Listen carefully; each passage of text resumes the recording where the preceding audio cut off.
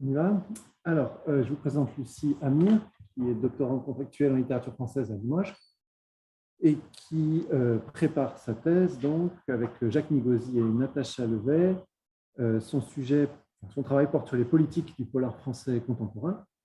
Elle est membre de la LPCM et du projet H2020 Detect et du naissant projet Unitar Rompol sur le polar de langue romane. Oui, avec d'autres collègues qui sont ici qui savent de quoi on parle. S'il y a des questions, on les posera après. Et donc là, Lucie a décidé de nous parler du polar français contemporain et de la critique médiatique des médias. Le titre n'a pas changé. Non. À toi. À bien des égards, on va pouvoir prolonger la discussion qui a commencé juste avant. Alors, je commence, une fois n'est pas coutume, par des exemples récents qui appartiennent à la publication, la production toute récente de polar français. Dans Entre Fauves, que vous pouvez voir ici à gauche, roman de Colin Niel, une fake news entraîne un militant anti-chasse sur les traces d'une jeune fille présumée coupable de la mort d'un lion en Namibie à cause d'une photo de trophée circulant sur Facebook. Et elle meurt dans une course-poursuite tragique à la fin du roman qui révèle in fine qu'elle n'a pas tué le lion, en dépit de ce que la photo semblait indiquer. Dans Richesse oblige, que vous avez ici au milieu, roman de Dan Lorker, l'autrice imagine un drôle de crime fondé sur la viralité médiatique. La narratrice, décidée à se venger de la branche légitime, aristocratique et fortunée de sa famille, parvient à faire assassiner un de ses cousins éloignés à Abidjan en créant un scandale médiatique. Il me semble que cela commence avec une lettre, un document déposé dans la boîte aux lettres de Mediapart, donc média factuel pour le coup ici, qui entraîne des indignations sur les réseaux, puis des émeutes meurtrières à Abidjan même. Et puis, dans Concerto pour quatre mains de Paul Colise, le protagoniste, qui est un braqueur en situation d'être poursuivi par la police, parvient à s'attirer les faveurs populaires en contactant la journaliste qui couvrait son affaire jusque-là et en négociant avec elle le récit du crime qui l'arrange, ce qui change la tournure du procès et configure un dénouement favorable pour lui. Donc, dans ces trois romans, en guise d'introduction, la viralité médiatique devient un ressort narratif réintégré aux grandes fonctions actentielles des genres criminels, le crime, mais aussi l'enquête sur le crime et le récit qui est finalement livré sur le réel. Dans le polar contemporain français, qui s'est renouvelé éditorialement et auctorialement depuis le milieu des années 2000, mais qui s'est aussi construit en genre moyen, en middle ground. Là, je fais référence à la notion importée par Diana Holmes, dans les travaux de Diana Holmes, autour des genres qui sont entre les genres populaires et les genres légitimes. Plus loin des formats sériels et journalistiques, plus proches des supports aujourd'hui et des valeurs de la littérature dite générale, les médias d'information, donc dans ce genre contemporain, forment, je crois, au moins autant un réservoir de motifs, de figures et de procédés narratifs qu'une lignée générique et formelle. Des romans où le récit se met en scène comme la rectification d'un récit médiatique biaisé, au pessimisme qui touche les figures contemporaines de journalisme qu'on évoquait à l'instant. Ces représentations sont souvent critiques et font écho au discrédit général que recouvre la référence imprécise aux médias, dans la formule « les médias », et que cultivent certains espaces du champ médiatique lui-même, dans un jeu réflexif qui, citons, nomme la critique médiatique des médias, le titre de ma communication. Donc, l'hypothèse générale de cette communication, c'est que le polar contemporain, tout en se distanciant à certains égards des formats médiatiques, se ferait rattraper par d'autres biais, par des enjeux, faire la critique des médias, des figures, le crédule, le fouille-merde, le décodeur, des ethos aussi, mais j'aurai peu le temps de développer cet aspect, la réflexivité, qui sont aujourd'hui endossés par les médias eux-mêmes, participant alors à un phénomène discursif dont les enjeux sont ceux de la médiasphère tout entière, et réduisant paradoxalement cette distance nouvellement instaurée, pourtant apparemment, entre le polar comme genre institutionnalisé et les discours médiatiques et leur lignée médiatique. Donc, je vais procéder à cet exposé en 3-4 temps. Je vais d'abord essayer d'évaluer rapidement la portée de la représentation des médias sur mon corpus de thèse, donc sur les polars des 2 dernières décennies en France. Et puis, j'interrogerai ensuite la contribution de ceux-ci au discours de la défiance à l'égard des médias et plus particulièrement à ce qu'on peut identifier comme des formes contemporaines et, nous verrons, médiatiques du discours sur les médias. Et puis, j'essaierai de montrer en quoi, lorsque cette critique est intégrée dans les fictions, celle-ci participe d'une stratégie de distinction d'un genre dans un espace qui n'équivaudrait plus tout à fait au champ littéraire, mais à un écosystème plus large, à la médiasphère tout entière. Alors, comme je voulais faire de cette communication l'occasion d'un travail exploratoire pour une partie de ma thèse qui est encore en chantier, je me suis attaquée à un sujet très gros, sur un corpus qui est lui-même très gros, parce que c'est mon corpus de thèse tout entier. Donc, je m'excuse d'avance pour des analyses qui ne seront peut-être qu'esquissées et des exemples qui, j'espère, ne seront pas trop vite survolés. Le corpus dans lequel je vais puiser, alors, il y en a, ce n'est qu'un extrait de ce corpus ici. Donc, c'est mon corpus de thèse, un corpus répertoire au total d'environ 200 romans,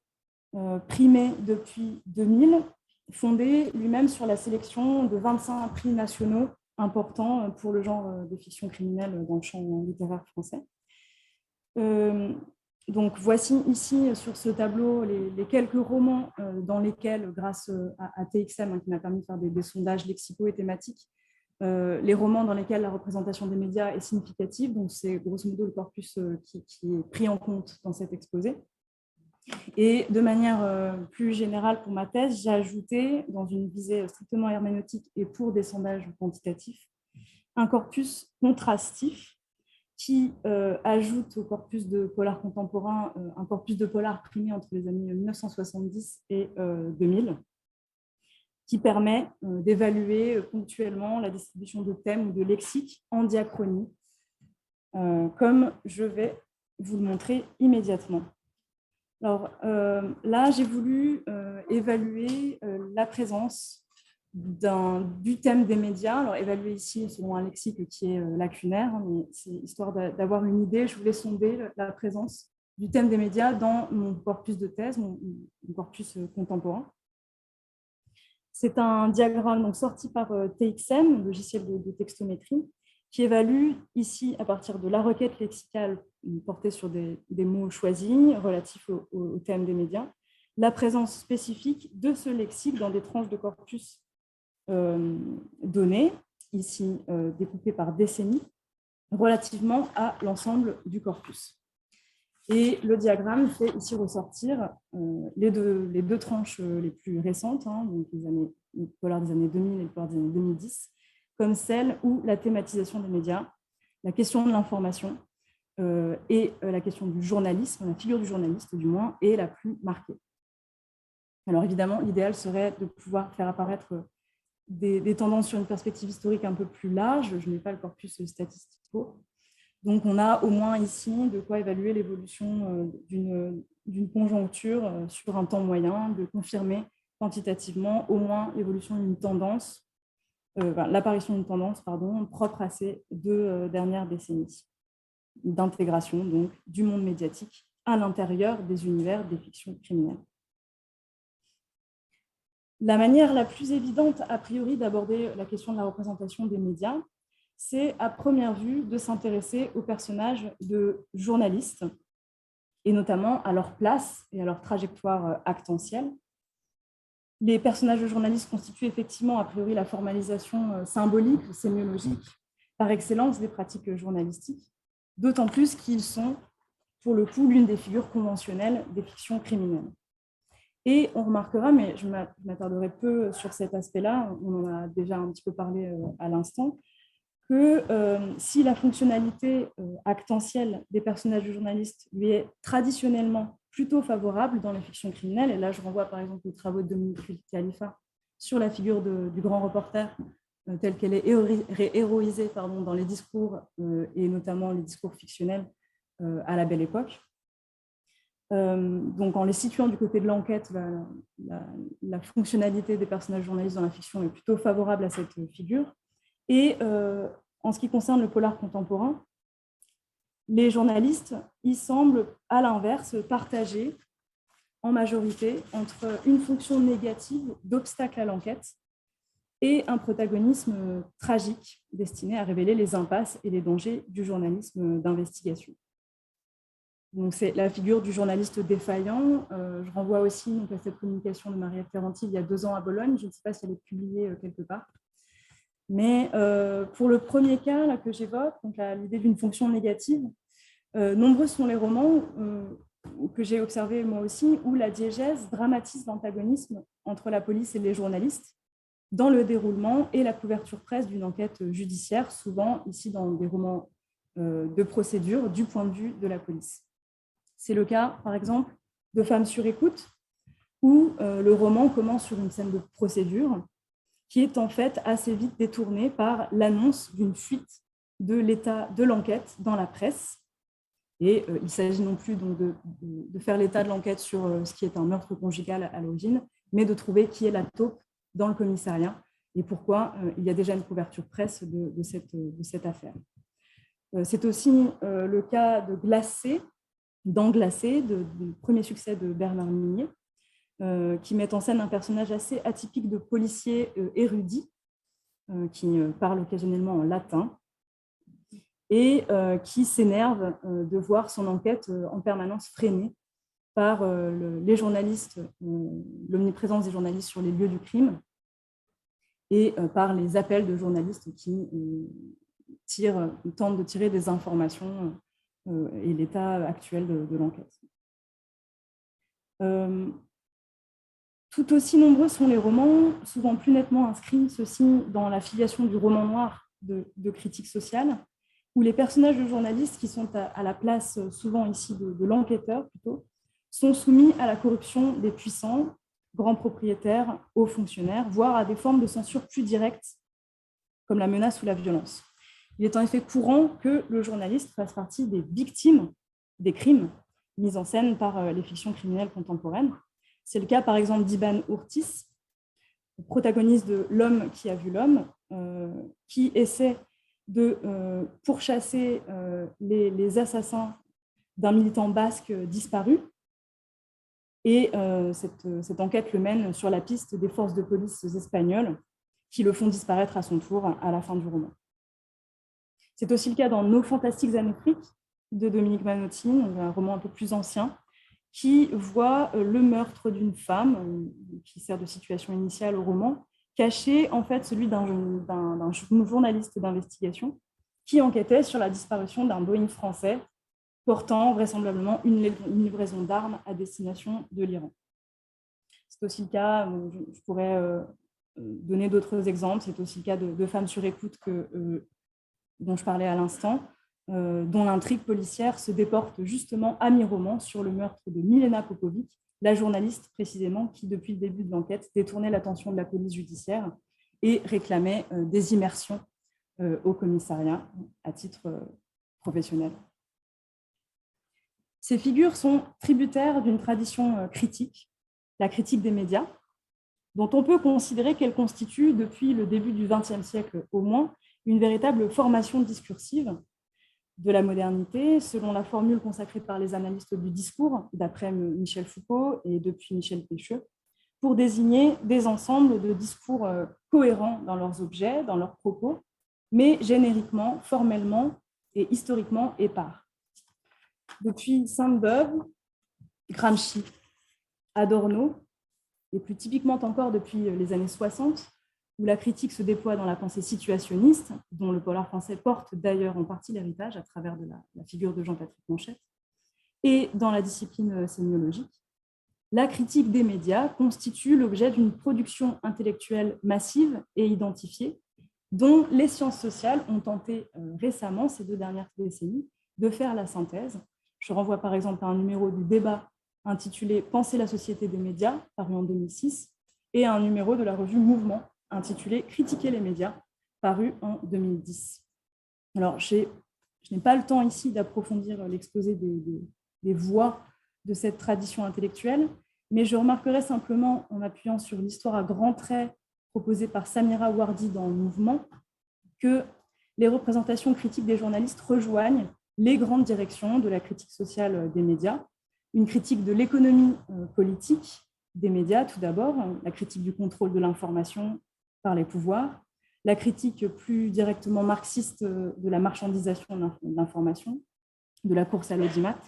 Et puis, dans les figures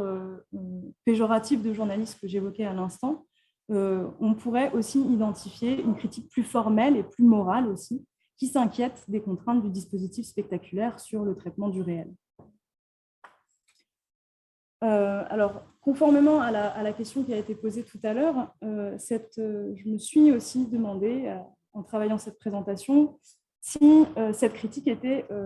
vraiment spécifique cependant au polar contemporain. Il y aurait sans doute matière ici, avec ces remarques sur les figures de journalistes, matière à toute une sociocritique, mais qui pourrait peut-être s'exercer sur des corpus antérieurs. Et ce qui m'intéresse pour ma part, c'est d'expliquer le diagramme que j'ai montré tout à l'heure, ce qui ressort dans le polar des 2 dernières décennies, et les résonances particulières qu'on pourrait établir entre des inquiétudes contemporaines relatives aux médias et les formes contemporaines du polar. C'est précisément en essayant de caractériser le discours contemporain sur les médias que j'en suis arrivée à ce que j'ai choisi d'appeler, après Yves Citon, la critique médiatique des médias. J'ai proposé, là aussi c'est rapide, d'identifier 3 caractéristiques de la critique contemporaine, des formes contemporaines de la critique des médias,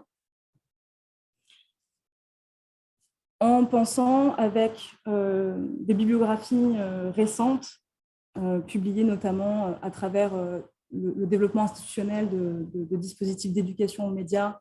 via le ministère de la Culture, via le ministère de l'Éducation nationale aussi, et puis en pensant avec Yves Citon et en pensant aussi avec Guy Debord, qui remarque déjà en 1988, dans ses commentaires sur la société du spectacle, que la critique des médias, la critique du spectacle, en fait, comme on pouvait le dire à l'époque, ne se formule déjà plus en 1988, à l'orée des années 90, de la même manière que lorsque lui-même en a parlé dans son essai qui est paru 20 ans plus tôt, en 1977. Les discours, comme il le remarque lui-même, alors je lis peut-être plus le début de la citation, la discussion creuse sur le spectacle, c'est-à-dire sur ce que font les propriétaires du monde, est ainsi organisée par lui-même. On insiste sur les grands moyens du spectacle, afin de ne rien dire de leur grand emploi. On préfère souvent l'appeler, plutôt que spectacle, le médiatique. Je n'ai pas résisté à mettre ici cette citation, parce que je ne savais pas que Guy Debord avait écrit des commentaires sur son essai, et j'ai trouvé cette réflexion, j'ai trouvé une certaine actualité à cette réflexion. Alors pour Debord, le discours sur les pratiques journalistiques s'applique désormais à un objet identifié sous la formule plurielle, les médias. Pour Debord, ce glissement référentiel permet de détourner l'attention des structures vers les supports, vers une critique formelle des pratiques de l'information. Pour Yves Citon, c'est aussi dire les médias, plutôt que de détailler les médias dont on fait la critique. C'est aussi un outil d'élargissement de la cible de la critique qui permet aux écosystèmes médiatiques de se prêter aux exercices de l'autocritique ou de la critique des pairs, sans s'exposer trop fortement aux conséquences de la contradiction ou, à l'inverse, de la polémique. En ce sens, l'homogénéisation est caractéristique de ce qu'Yves Citon nomme la critique médiatique des médias, et c'est ce que suggère aussi Debord lorsqu'il s'attaque à cette nouvelle discussion creuse sur les moyens qui, selon lui, est organisée par elle-même. Alors, on a là de quoi identifier une nouvelle syntaxe, une nouvelle phraséologie de la critique des médias, qui va effectivement de pair avec une nouvelle sociologie de la critique. On pourrait dire éventuellement une nouvelle topologie, pour parler comme Marc Angenot, c'est-à-dire une nouvelle répartition du travail discursif dans l'espace social. Cette critique des médias est en effet de plus en plus souvent endossée par les médias eux-mêmes, comme en témoignent par exemple les grands succès récents de François Ruffin, de Serge Alimi. Alors j'ai ici,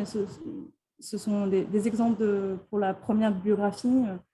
qui montrent aussi que ce sont les essais les plus visibles. C'est, à titre d'exemple, la bibliographie qui est diffusée sur le portail pédagogique de l'Académie de Marseille d'éducation aux médias. Et puis, à droite, j'ai repris un extrait de la cytographie produite pour un numéro du Temps des médias sur la question de la défiance aux médias et de la désinformation. Donc, une critique qui est de plus en plus endogène,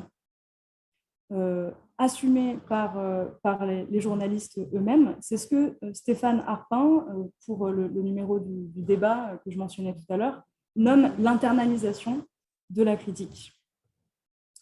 Et puis, peut-être une troisième caractéristique, ce serait, donc en suivant l'intuition de Debord aussi, l'idée d'une critique qui se concentre sur une critique formelle et morale que cristallisent certaines catégories récentes de la critique. La désinformation, l'infox, la fake news, le buzz, la question de la violence à travers les figures du clash et du bashing, ainsi que les figures faites pour remédier à cette question, les figures du décodeur, en référence au décodeur du monde, les fact-checkers, bien sûr, et autres cellules d'experts vouées à lutter contre la désinformation. On a donc 3 pistes, une phraséologie, donc une taxinomie, une syntaxe, une topologie, et puis des topoi, des topiques, des lieux communs. Et il me semble qu'on peut tenter d'étudier, à la lumière de ces pistes, mon corpus, et que ces 3 composantes ressortent à certains égards dans le corpus que j'ai soumis à l'étude. C'est d'ailleurs en ce sens qu'on peut interpréter, je crois, le traitement différencié des catégories soumises aux spécificités lexicales de mon corpus, puisqu'on voit bien qu'il y a une exception à la courbe que j'ai interprétée tout à l'heure, et qui porte sur le mot journal, suivant ainsi probablement les mutations du discours social général. Le discours fictionnel sur les médias se délaisse la question de l'imprimé et se déporte vers la catégorie plus large des médias. Alors, sur l'ensemble de mon corpus, TXM relève près de 400 occurrences de la formule « les médias » dans cette syntaxe un peu particulière, doublement accordée au pluriel, dans un processus langagier bien analysé par Citon pour désigner non plus seulement le support, un médium, mais les médias comme système masse médiatique et multimédiatique aussi de diffusion de l'information. Alors ces 400 occurrences, elles sont présentes sur près de 100 romans différents, sur mon corpus contemporain uniquement. Si l'on s'intéresse aux concordances de ces occurrences, ces occurrences en contexte, prises dans leur contexte, cette grammaire de la désignation va de pair avec une représentation critique, ou du moins péjorative, qui repose sur de fréquentes métaphores animales. Alors, on pourra relever ici le verbe ronger, la métaphore du charognard, le verbe rameuter aussi, qui fait référence à la meute,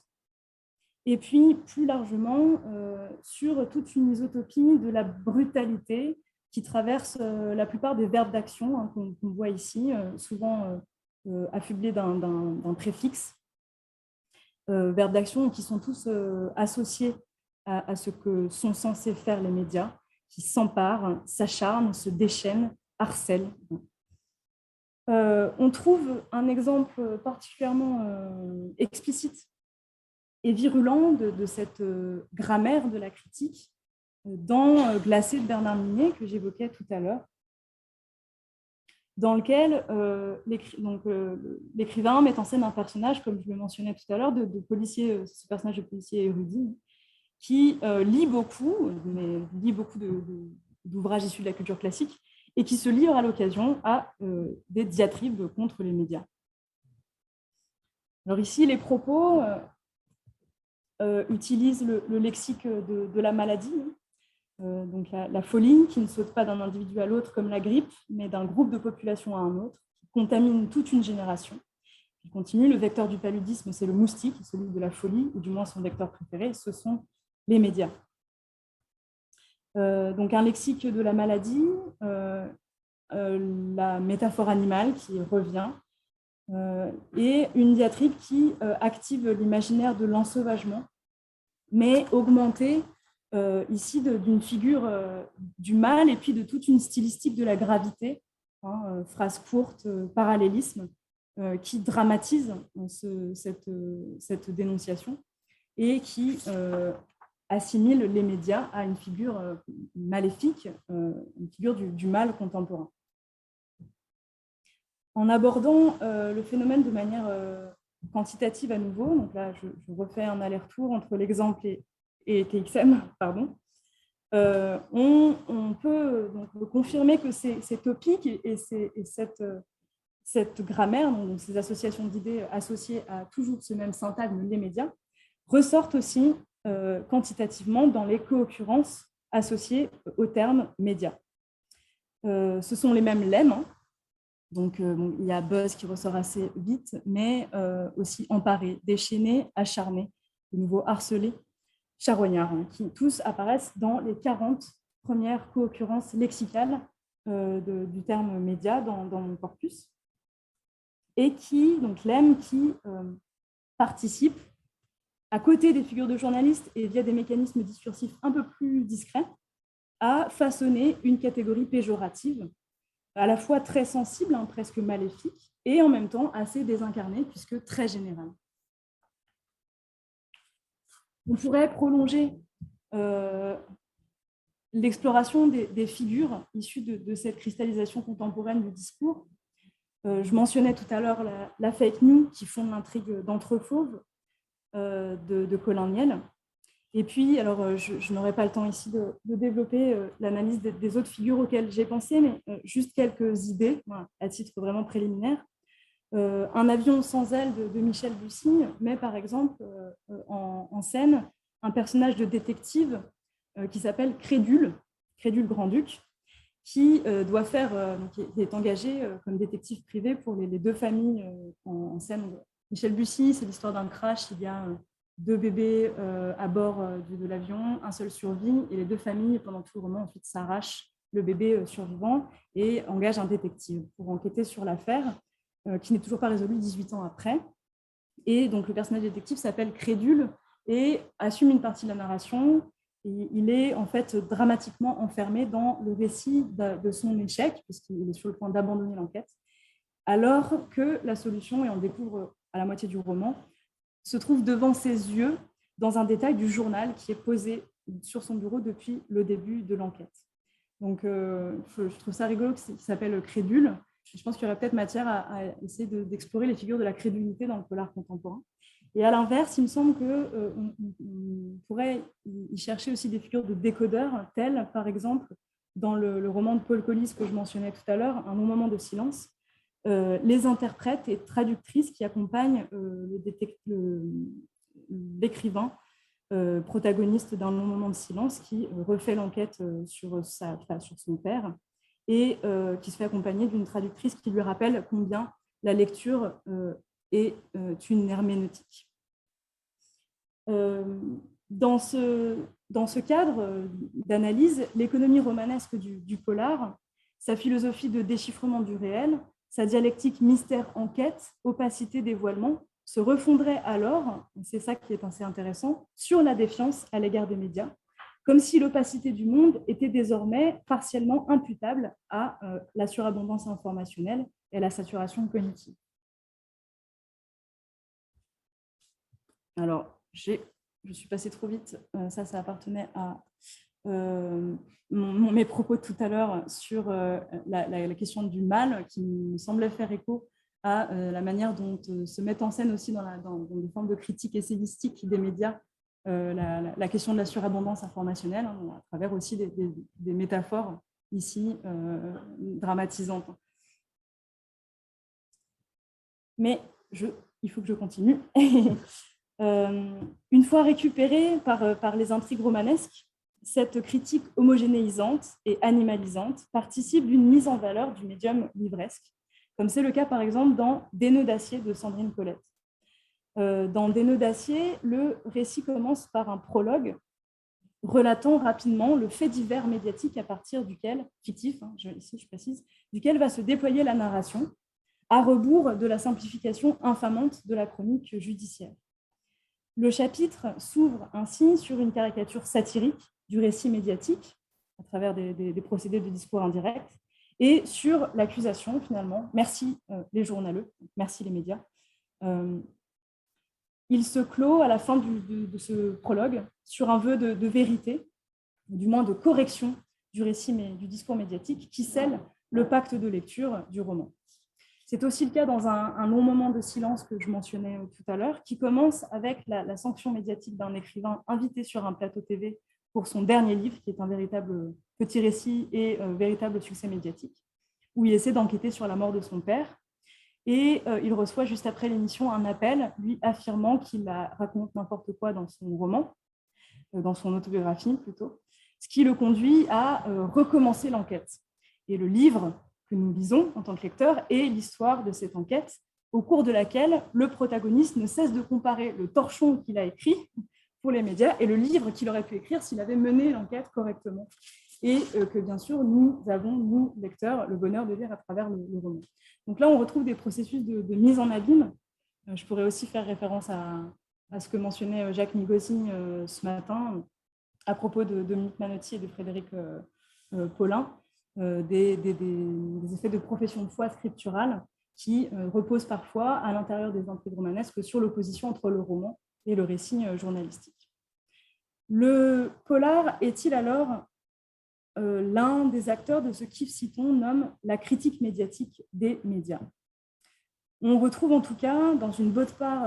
part des polars contemporains une grammaire et certaines des figures de la critique contemporaine et structurellement endogène des médias. Intégrant les ressorts du discours contemporain sur les médias, le polar réaliserait alors un acte de communication qui relève en partie de l'économie discursive du champ médiatique contemporain. Et en mettant celui-ci au service de la légitimation du roman, certains de ces polars en font une stratégie de distinction intermédiatique dans un geste qui n'est pas très loin de celui des journalistes qui font exister leurs projets de documentaires d'enquête, de journalisme alternatif, de chaînes YouTube de fact-checking, de métamédias numériques, sur la base de cette même critique indiscriminée des médias. Donc je me demande d'ailleurs, pour conclure, si on ne pourrait pas, mais l'hypothèse est peut-être un peu audacieuse, faire l'hypothèse d'une posture métamédiatique à l'œuvre dans le polar contemporain.